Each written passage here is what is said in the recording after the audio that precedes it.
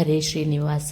ಇವತ್ತು ಗಜಪೂಜಿತ ಶ್ರೀಕೃಷ್ಣ ಅಲಂಕಾರನ ನೋಡ್ಕೋತಾ ಬನ್ನಿ, ಹಾಗೆಯೇ ಪೂಜೆನೆಲ್ಲ ನೋಡ್ಕೋತಾ ಬನ್ನಿ. ಇವತ್ತಿನ ವಿಡಿಯೋದಲ್ಲಿ ನಾನು ನಿನ್ನೆಲ್ಲ ಮೊನ್ನೆ ನಡೆದಂತಹ ಮುಚ್ಚಲಕೋಡು ದೇವಸ್ಥಾನದಲ್ಲಿ ನಡೆದಂತಹ ವಸಂತ ಪೂಜೆಯನ್ನು ನೋಡ್ಕೊಂಡು ಬರೋಣ. ಅಂದರೆ ಶನಿವಾರ ನಡೆದಿರುವಂಥದ್ದು ಇದು. ಅದರಲ್ಲಿ ನಮ್ಮ ಪೇಜಾವರ ಶ್ರೀಗಳು ಮಾತು ಆಡಿದ್ದಾರೆ. ಆನಂತರ ಸುದರ್ಶನ ಹೋಮ ಎಲ್ಲ ನಡೆದಿತ್ತು. ನಮ್ಮ ದೇಶದ ಸೈನಿಕರ ಪರವಾಗಿ ಅವರಿಗೆ ಒಂದು ಶಕ್ತಿಯನ್ನು ಕೊಡುವ ಉದ್ದೇಶಕ್ಕೆ ಸುದರ್ಶನ ಹೋಮ ಎಲ್ಲ ನಡೆದಿತ್ತು. ಅದನ್ನೆಲ್ಲ ನೋಡ್ಕೋತಾ ಬನ್ನಿ.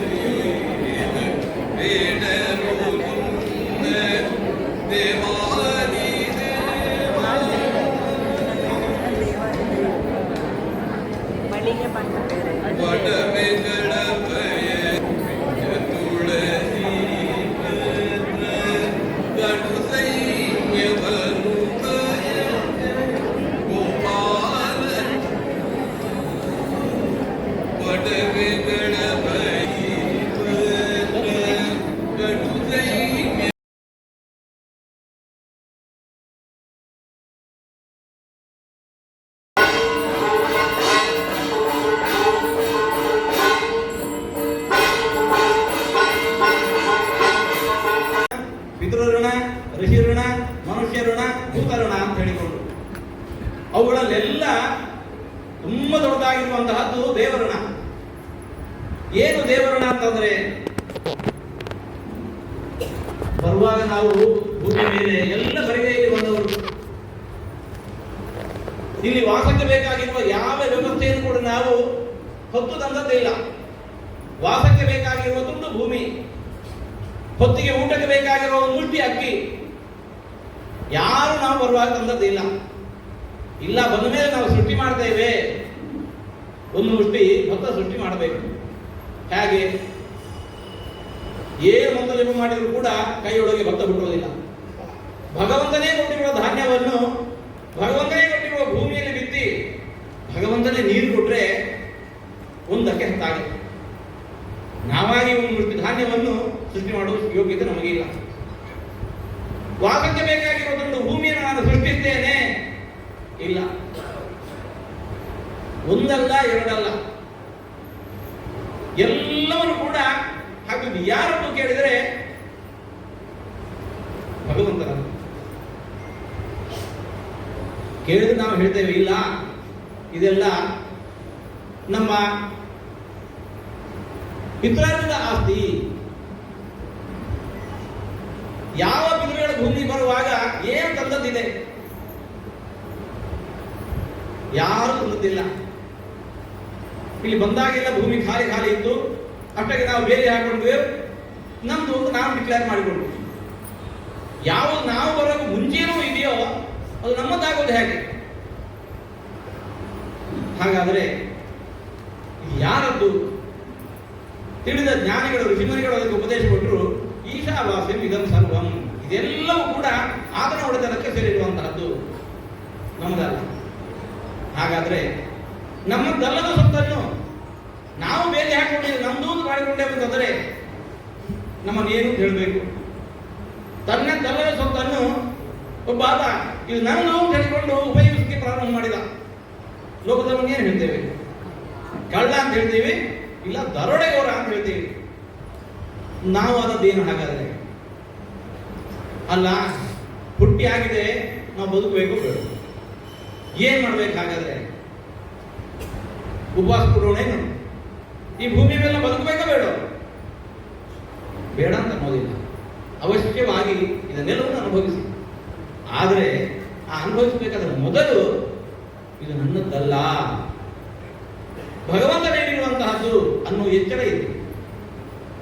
ಆ ಎಚ್ಚರದ ಹಿನ್ನೆಲೆಯಲ್ಲಿ ನಾವು ಅನುಭವಿಸಬೇಕಾದ್ರೆ ಮೊದಲು ಇದು ಯಾರದ್ದೋ ಅವನದ್ದು ಅನುಮತಿಯನ್ನು ಪಡ್ಕೊಂಡು ನಾವು ಅದನ್ನು ಅನುಭವಿಸುವ ಹೊತ್ತಿಗೆ ಕೆರೆಯ ನೀರನ್ನು ಕೆರೆಗೆ ಚೆಲ್ಲಿ ವರವ ಪಡೆದವರಂತೆ ಕಾಣಿರೋ, ಹರಿಯ ಕರುಣದೊಳಾದ ಭಾಗ್ಯವ ಹರಿ ಸಮರ್ಪಣೆ ಮಾಡಿ ಬದುಕಿರೋ. ನಾವು ಅನುಭವಿಸಬೇಕಾದ್ರೆ ಮೊದಲು ಅದನ್ನು ನಮಗೆ ನೀಡಿ ನಾವು ಅನುಭವಿಸೋದು. ಏನ್ ಮಾಡ್ತೇವೆ?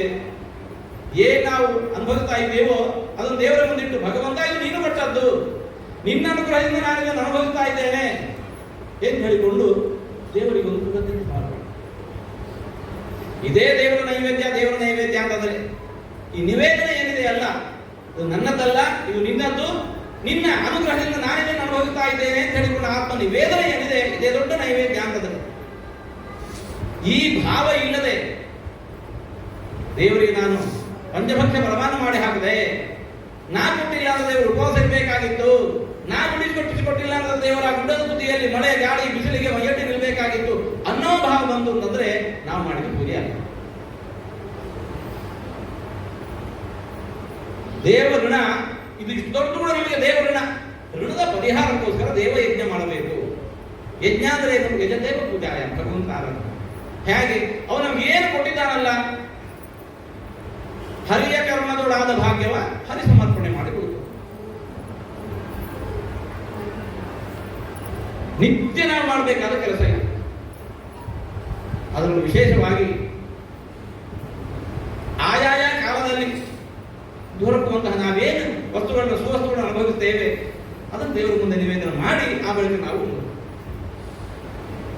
ಋತೂನಾಂ ಕುಸುಮಾಕರ ಅಂತ ಹೇಳಿಕೊಂಡು ವಸಂತ ಮಾಸದಲ್ಲಿ ಭಗವಂತನ ವಿಶೇಷ ಸನ್ನಿಧಾನ ಅಂತ ಭಗವದ್ಗೀತೆ ಅವನಿಗೆ ಹೇಳಿಕೊಂಡಿದ್ದಾನೆ. ಆ ವಸಂತಕಾಲದಲ್ಲಿ ಈ ಭೂಮಿ ಎಲ್ಲವೂ ಕೂಡ ನಳನಳಿಸ್ತಾ ಇರುತ್ತೆ. ಹೊಸ ಹೊಸ ಚಿಗುರುಗಳು, ಹಣ್ಣು, ಹೂವು ಎಲ್ಲ ದೊರಕ್ತಾವೆ. ಅದನ್ನೆಲ್ಲ ದೇವರಿಗೆ ಅರ್ಪಿಸಿ ನಾವು ಅನುಭವಿಸುವುದು. ನಾವು ಅನುಭವಿಸ್ತೇವೆ. ನಾವು ಅನುಭವಿಸಿ ಮುಂಚೆ ದೇವರ ಮುಂದೆ ಅದನ್ನು ಇಟ್ಟು ಭಗವಂತನಿಗೆ ಅದನ್ನು ನಿವೇದನೆ ಮಾಡೋದು. ಅಂತಹ ಕಾರ್ಯ ಅದು ಈ ವಸಂತ ಕಾಲದಲ್ಲಿ ಮಾಡುವ ವಸಂತ ಪೂಜೆ. ಕಾರ್ತಿಕ ಮಾಸದಲ್ಲಿ ದೀಪೋತ್ಸವ ಮಾಡ್ತೀವಿ, ಹಾಗೆ ವಸಂತ ಮಾಸದಲ್ಲಿ ಈ ವಸಂತ ಪೂಜೆ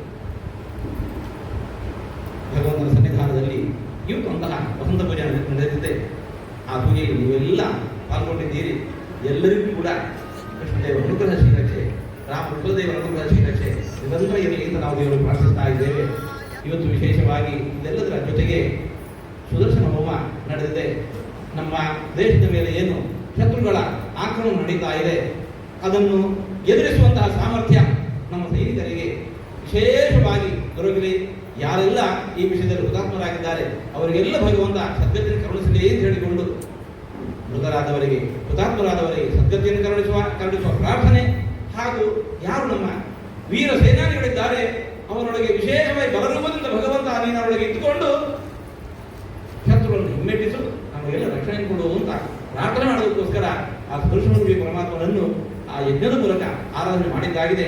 ಇಂತಹ ಕಾಲದಲ್ಲಿ ಪಾಲ್ಗೊಂಡಿರತಕ್ಕಂಥ ಎಲ್ಲರಿಗೂ ಕೂಡ ಹರಿಗುರುಗಳ ಅನುಗ್ರಹ ಶ್ರೀರಕ್ಷೆ ನಿರಂತರ ಇರುವುದರಿಂದ ಮತ್ತೊಮ್ಮೆ ಪ್ರಾರ್ಥಿಸಿ ಮಾತ್ರ ಮುಂತಾಗುತ್ತಾ ಇದ್ದೇವೆ. ಎಲ್ಲರೂ ಕೂಡ ಪ್ರಸಾದ ಸ್ವೀಕಾರ ಮಾಡೋದು, ಪ್ರಸಾದ ಸ್ವೀಕಾರ ಮಾಡಿಕೊಂಡು ಬಂದ ಮೇಲೆ ಮತ್ತೆ ಎಲ್ಲರೂ ಮಾತಾಡೋದು.